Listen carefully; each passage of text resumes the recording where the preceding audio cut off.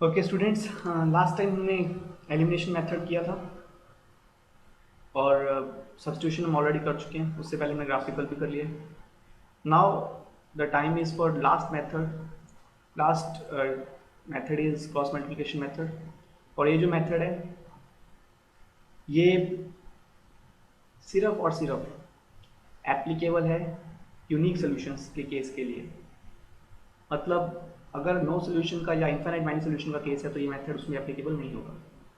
That is why आपसे आपकी जो एक्सरसाइज है उसमें पहले ही उन्होंने क्वेश्चन में लिखा हुआ है कि कौन से जो क्वेश्चंस हैं, कौन सी इक्वेशंस हैं जो वो यूनिक सोल्यूशन उनका होगा। जिनका यूनिक है, in case there is unique solution, तभी आपको क्रॉस मल्टीप्लिकेशन मेथड से उसको सॉल्व करना है। दैट मीन्स उन्होंने पहले ही कहा है कि क्रॉस मल्टीप्लिकेशन तभी लगाना जब यूनिक सोल्यूशन हो।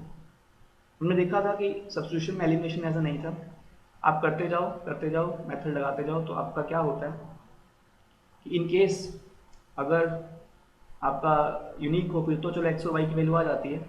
इन केस अगर पैरेलल हो, मतलब नो सोल्यूशन का केस हो, तो कुछ ऐसा बनेगा 3 = 0 या 5 = 0, जो कि पॉसिबल नहीं होता है ना। तो हम बोल सकते हैं कि ऐसा कोई सोल्यूशन नहीं है। और अगर इन्फाइनाइट सोल्यूशन हो तो फिर कुछ ऐसा बनता है 3 = 3 और 0 = 0, जो कि हमेशा सही रहेगा। लेकिन इस मेथड में आपको वो करना ही नहीं जो यूनिक सॉल्यूशन जिसका नहीं बने। मतलब before doing these questions you have to ensure that a1/a2 is not equal to b1/b2। In case a1/a2 b1/b2 के इक्वल हो जाता है तो आपको वो इस मेथड से करना ही नहीं है। ओके, तो मैं कोई क्वेश्चन देखता हूँ। जैसे फर्स्ट पार्ट देखो 1/3, और इसको भी सॉल्व करोगे 1/3 आएगा। तो a1/a2 b1/b2 के इक्वल है, तो इसका यूनिक तो नहीं होगा। बाकी C1/C2 एनालिसिस करने से पता लग जाएगा कि ये नो सोल्यूशन वाला है, लेकिन यूनिक नहीं है तो मुझे नहीं करना। ये यूनिक केस है, a1/a2 b1/b2 के इक्वल नहीं है, तो मैं ये करता हूँ। ऐसे ही एक आज पार्ट करूँगा, और क्योंकि मेथड में सिर्फ एक ही करने की ज़रूरत है, उसके बाद आप खुद करिए तो आपके लिए बेटर रहेगा। प्रैक्टिस आपको ही करनी है। मैं सिर्फ मेथड समझा रहा हूँ, I am doing this part only. बाकी मैं सब हटा देता हूँ।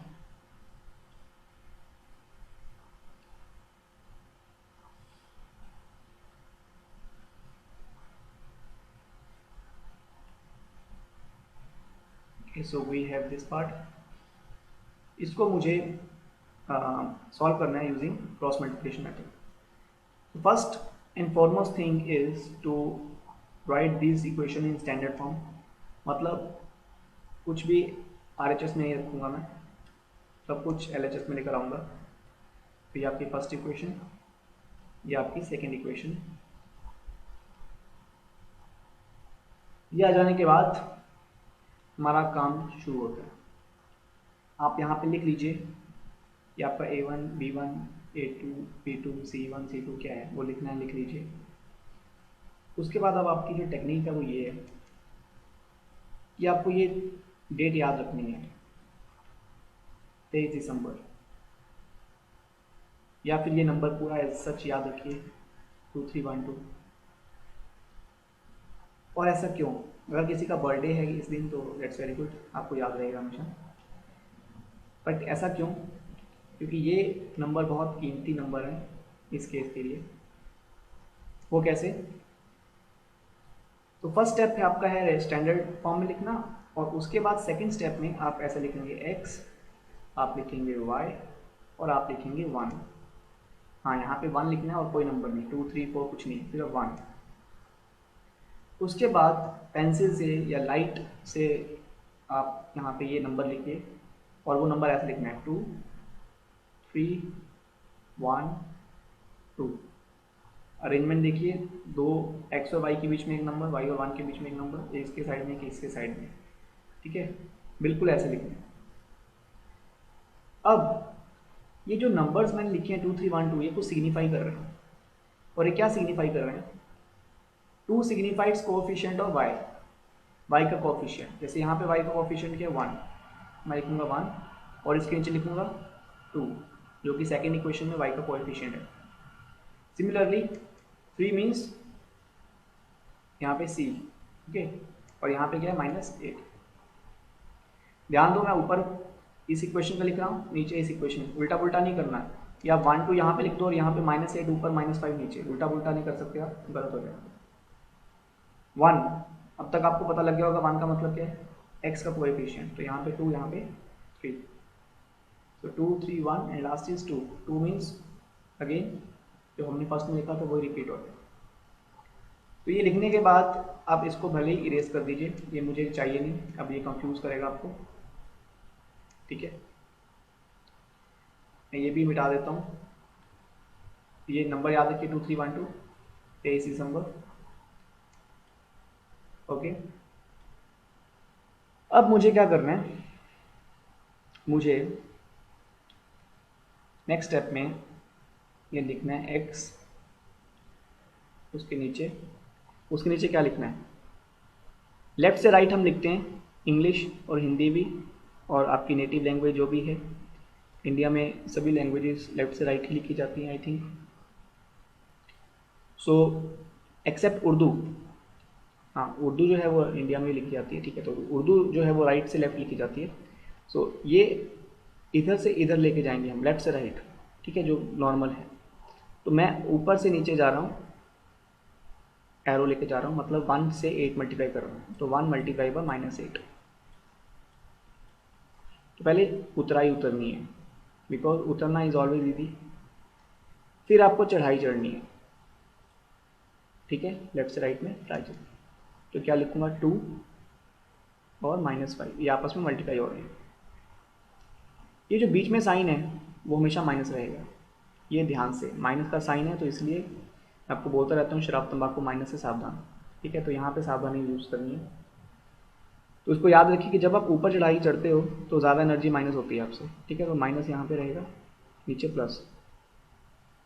अब बारी आती है वाई की, same procedure for Y also, -5 × 3 है, फिर माइनस का साइन एंड देन चढ़ाई चढ़ जाओ, -8 × 2, नेक्स्ट 1, अगेन 2 2 ज़ार 4, पर मैं अभी लिख नहीं रहा, जब मेथड समझा रहा हूँ, सो दैट कि आप चाहो तो इसको डायरेक्टली लिख सकते हो, लेकिन आप स्टेप बाय स्टेप करो, शॉर्टकट्स में हमेशा आपका नुकसान होगा, ठीक है, तो स्टेप बाय स्टेप करो। तो यही आपका मेथड है, इसके बाद हम इसको सॉल्व कर लेते हैं। आज की वीडियो बहुत छोटी रहेगी, चलिए कोई बात नहीं।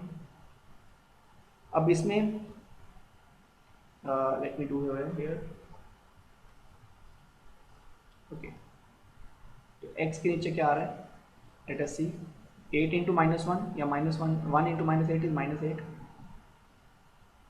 यहाँ पे है -5 और ये माइनस, तो माइनस माइनस क्या हो जाएगा, plus, plus 5 to the 10 equals y, 5 3 या 15, और वो भी माइनस का, यानी यहाँ पे 2 माइनस है, प्लस हो जाएगा, आपको पता है इवन नंबर में माइनस तो प्लस हो जाते हैं, 8 2 16, ऐसे ही 1 के नीचे देखिए, 2 2 4 एंड 3 1 3, सॉल्व कर लीजिए, 10 - 8 is 2, 16 - 15 is 1 and 4 - 3 is again 1।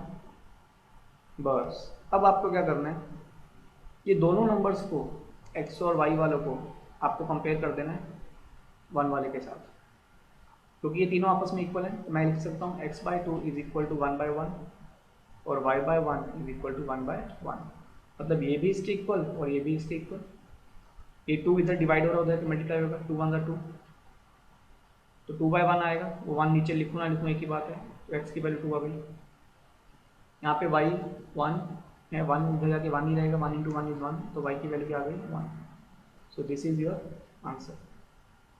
तो this is very easy method, लेकिन बस इसका ध्यान रखना, स्टूडेंट्स इसी में कंफ्यूज होते हैं, एक तो साइन प्रॉब्लम और एक वो 2 3 1 2 मैजिकल नंबर आपको याद रखना।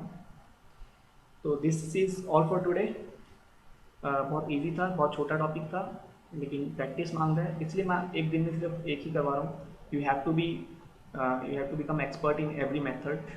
तो substitution, elimination, cross multiplication, graphical method, ये चारों मेथड आपके हो चुके हैं, एक आपकी टेक्निक बच गई है अब, इनफैक्ट दो टेक्निक्स हैं, तो एक टेक्निक तो आपकी नॉर्मल एक्सरसाइज है 3.6 और एक आपको ऑप्शनल में करेंगे हम। तो फिलहाल आज के लिए इतना ही। इसके क्वेश्चंस और एक्सरसाइज जो है वो कीजिए। सिर्फ फर्स्ट क्वेश्चन ही हो पाएगा जो मैंने यहाँ पे स्टार्टिंग में लिखा था आपके वीडियो की स्टार्टिंग में। आज के लिए इतने, दैट्स ऑल।